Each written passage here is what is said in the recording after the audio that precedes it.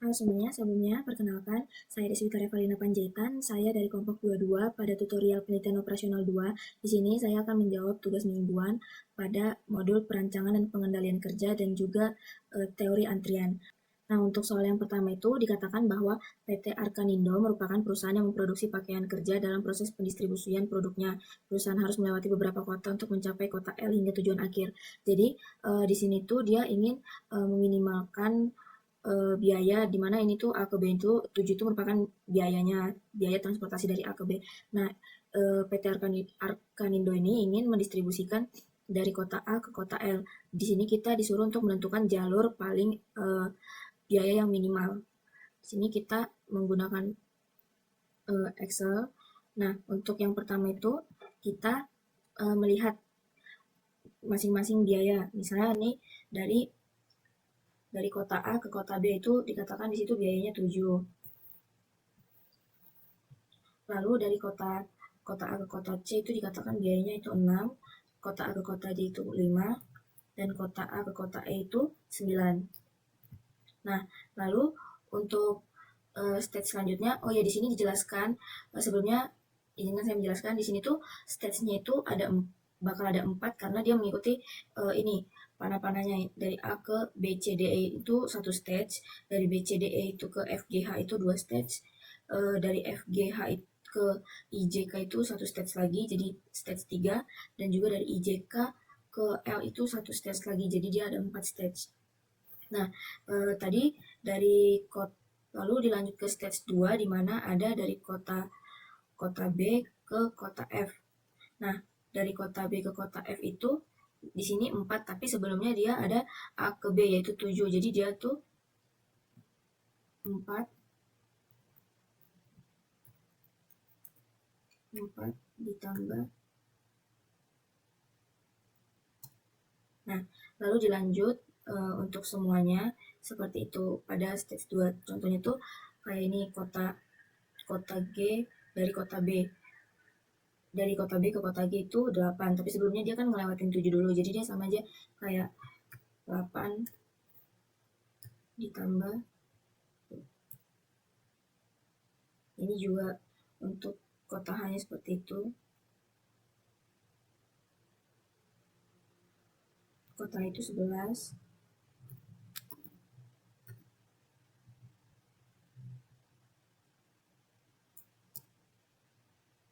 Nah, ini tuh berlaku untuk semuanya. Nah, setelah bagian dari jarak-jarak kota ini terisi, kita bisa menentukan jarak yang paling minimal itu dengan min dari masing-masing tiap barisnya. Nah, setelah ditemukan biaya paling minimal, kita tinggal buat kalau misalnya itu tuh biaya dari kota mana. Contohnya kayak misalnya sebelah sini itu dari kota B. Dan juga ini tuh dari kota C. Yang 14 ini dari kota D.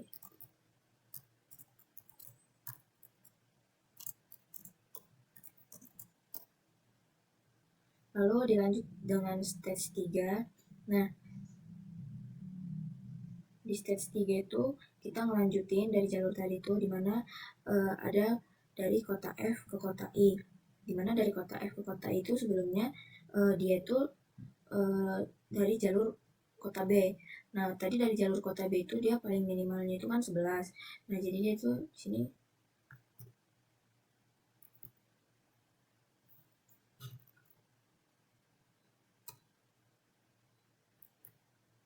begitu juga untuk dari kota F ke kota J, dia itu nilainya 9 terus ditambah 11 tadi.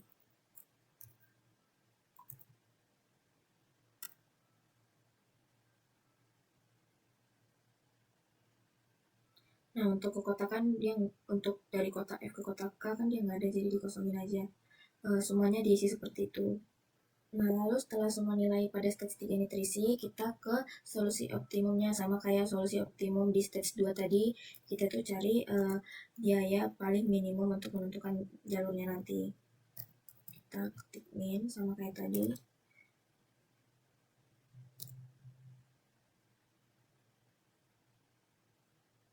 Nah, kita buat kayak dari stage 2 tadi, itu tuh dia dari kota mana. Contohnya ini 14, ini tuh dari kota G. Terus ini tuh dari kota G juga. Dari kota H. Nah, seperti itu. Nah, untuk dia ke kota L ini, dia kan tinggal tujuannya itu cuma kota L. Jadi, kita lihat tinggal jumlahin aja, misalnya dari kota I ke kota L. Dari kota I ke kota L itu kan ngelewatin si jalur antara F sama G ini tadi. Nah, jadi kita tadi pakai biaya paling minimalnya itu si kota G. Jadi kita tadi biaya kota I ke kota L itu 7 ditambah dengan si 14 ini tadi. Ini juga dari kota J ke kota L itu 8 ditambah dengan kota J itu sebelum ke kota L itu dia melewati kota G dan H, dimana di sini tuh dia menjelaskan kalau misalnya itu pakai kota G paling minimalnya, jadi dia pakai 16. Untuk kota K ini juga, jadi itu nilainya 11 ditambah sebelum ke kota L, kota K ini terlebih dahulu melewati kota H. Jadi bisa dilihat kalau nilainya itu cuma dari kota H. Nah, ini juga kita tinggal cari minimalnya.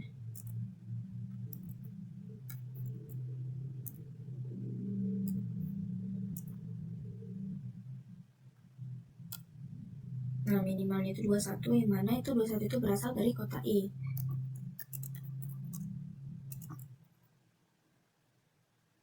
Nah,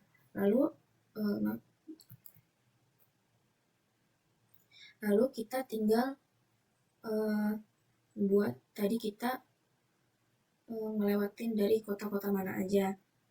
Contohnya tadi di sini kita dari kota A,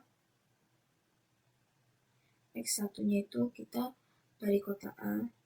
Nah, setelah semua stage-nya terisi, di sini kita bisa lihat dari kota-kota mana aja jalurnya untuk memperoleh biaya yang paling minimum. Dimana pada stage 1 itu dia mulai dari kota A,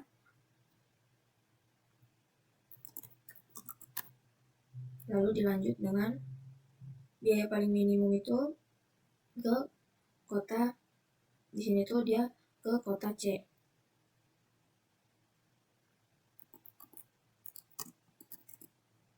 Lalu dilanjut ke stage 3 itu biaya paling minimumnya itu ke kota J.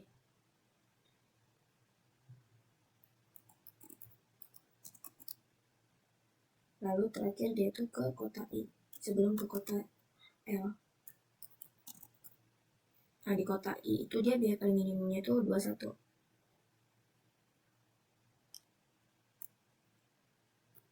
Itu dapat dari mana? Tadi sesuai jalur dia itu A ke C itu 6.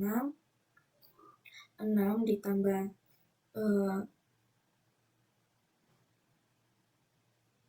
di sini tadi dia dari kota A, kota C, kota J.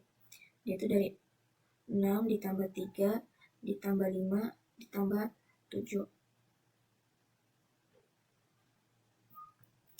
6 ditambah 5 tambah 3.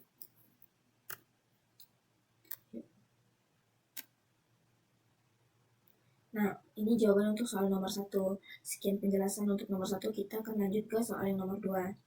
Itu menentukan alur jalur kritis menggunakan metode CPM, dan kita akan menghitung total waktu dalam penyelesaian proyek. Jadi di sini deskripsi pekerjaan ini harus dikerjakan semua. Jadi kita disuruh untuk menentukan pekerjaan mana dulu yang akan kita kerjakan ataupun pekerjaan mana yang akan kita kerjakan untuk memperoleh durasi waktu dalam pengerjaan yang paling minimal. Nah, untuk soal yang kedua ini kita menjawab dengan 2 software, yaitu dengan RStudio dan juga dengan POMQM. Pertama dengan RStudio terlebih dahulu. Di sini udah ada si codingannya, sintaknya. Nah, di sini tuh udah dijelaskan bahwa pertama itu aktivitas, di mana aktivitas A sampai H itu dijelaskan waktunya berapa hari atau durasinya. Di mana dijelaskan aktivitas A itu dia itu selama 7 hari, aktivitas B itu dia 12 hari, begitu juga sampai ke aktivitas H yang dijalankan selama 5 hari. Lalu ini tuh aktivitas-aktivitas yang harus dilakukan sebelum ke aktivitas selanjutnya. Contohnya aktivitas B bisa dijalankan ketika aktivitas A itu sudah dijalankan. Jadi dia tuh kayak misalnya aktivitas B itu tidak akan jalan sebelum aktivitas B. Jadi kita menentukan alurnya. Lalu di sini tuh kita kuliah untuk mencari sintak untuk mencari si waktunya. Nah, nanti itu kita akan buat dalam bentuk grafik yang dimana dia tuh ada pencabangannya gitu. Dimana jalur yang paling efisien ataupun jalur yang paling singkat waktunya itu ditandai dengan jalur garis panah merah dan juga yang bukan itu dengan panah hijau. Nah, ini tuh untuk ketebalan garis dan lain-lain dari si grafiknya nanti. Kita running dulu. Pertama kita dan terus kita masukkan si nilai-nilainya.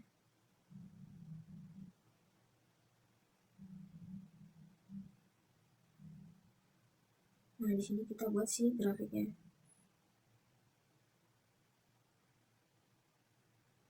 Nah, di sini muncul gambarnya, berarti pengerjaan itu dilakukan mulai dari kegiatan aktivitas A ke aktivitas B, ke aktivitas D, terus ke E, ke F, ke G, lalu terakhir ke H. Nah, untuk mengetahui itu berapa lama, kita tinggal klik yang bawah, running. Nah, jadi jalur kritis itu tadi dari A ke B, ke D, ke E, ke F, ke H. Dengan total waktu penyelesaiannya itu 90 hari. Begitu kalau misalnya menggunakan software RStudio. Lalu dilanjut dengan menggunakan POMQM. Lalu selanjutnya kita menggunakan POMQM, di mana tadi kita menggunakan CPM yang single time estimate.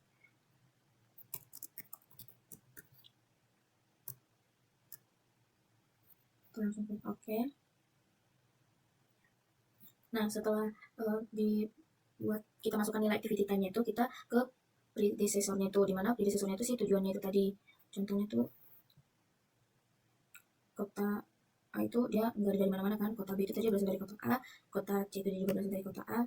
Nah, setelah semuanya udah keisi, kita tinggal klik solution untuk mengetahui waktunya. Nah, kita mengetahui bahwa waktu finishnya itu ada di 90 hari, sama kayak di yang ada di RStudio tadi. Kita edit data lagi, kita ke solution. Nah, kita bisa melihat grafiknya di sini. Nah, sama kayak di RStudio tadi, dari kota A ke B, ke D, ke E, ke F, ke G, baru ke H. Nah, ini tuh untuk jawaban soal nomor 2. Kita lanjut ke jawaban soal nomor 3.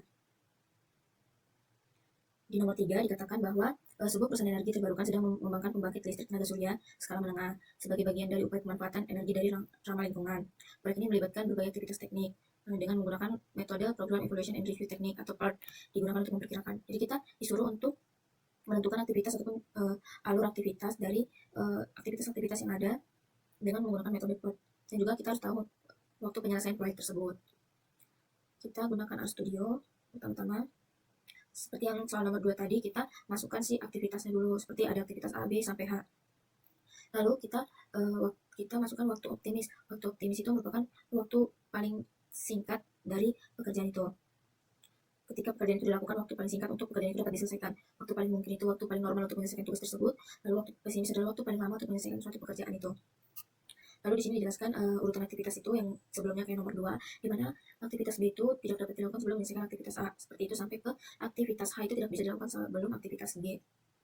Nah, ini tuh semuanya untuk membentuk si grafiknya tadi. Langsung kita running aja. Kita masukin ini untuk membentuk si grafiknya.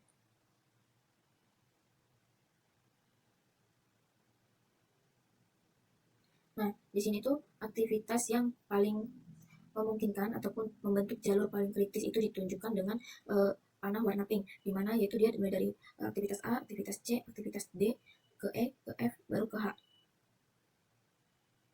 Untuk total waktunya itu kita tinggal klik ini aja, di mana waktunya itu dia 122 hari. Yang udah dikatakan tadi itu melihat grafiknya, di sini juga dijelaskan bahwa jalur kritisnya itu di kota A, C, D, E, F ke aktivitas H.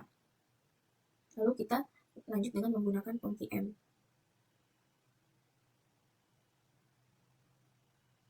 Dimana tadi pakai metode PERT yang triple time estimate. Tadi ada 8. Nah, ini tuh si waktunya kita pindahin dulu, waktu optimis, waktu paling mungkin, sama waktu pesimisnya. Misal, waktu untuk aktivitas A itu waktu optimisnya 10, waktu paling mungkin 14, waktu pesimisnya 20. Lalu dilanjut dengan predecessornya ini, di mana kita tuh bisa masukkan si aktivitas-aktivitas pendahulunya, dimana aktivitas B itu pendahulunya itu aktivitas A. Nah, setelah semuanya udah, kita tinggal solution. Nah, jawabannya itu sama, 122 hari, ada estimasi waktunya. Lalu kita lihat aktivitas apa aja, yaitu aktivitas A, C, D, E, F, lalu ke H. Sama kayak yang di R-Studio tadi, aktivitasnya itu dari A, C, D, E, F ke H terakhir dengan total waktunya itu 122. Baik, segitu aja penjelasan dari saya. Mohon maaf jika ada salah kata. Terima kasih.